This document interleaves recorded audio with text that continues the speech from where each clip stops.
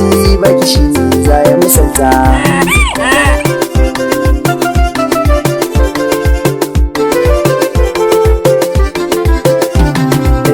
Ta tashi ta lallabo za ta yi yankan kauna, ni ko wuta sai na bata gurin da ta zauna, kuma ni ban san ta ba har ta fara shiga kalbina. Wata ranar da daddare kiran waya na jiyo kunne na, bakuwar namba ne hakan ya sa na daga dangina. Zancenta na farko kawai ta ce da ni hubbina, sai kawai wasu wasi nake ina ta gano namba na. Sai ta ce mini hobbi faso nake ka zamo angona, daɗi na kalamanta ne yasa na shige ɗakina.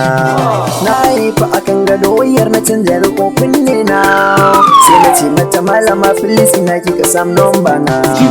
Ta shiru kuma sai ta ce ka sani ni dai na saka suna na Humaira gidan biki da jiyo wakar ka. A cikin ta kana faɗa ki zamo mini mai ɗakina, na kamu da sanka matsalar gashi da rana kaina.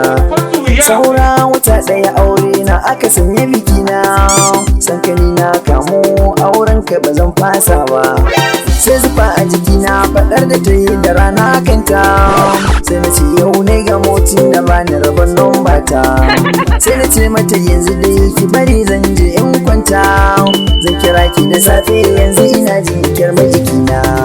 Sai ta ce bata yarda ba san ta in furta bakina, ni ko na shiga damuwa har na kasa gane ma kaina. Ban sani ba kiran wayar ya katse ku jiyo dangina, Alisu mai waka na sani komai tayin ne.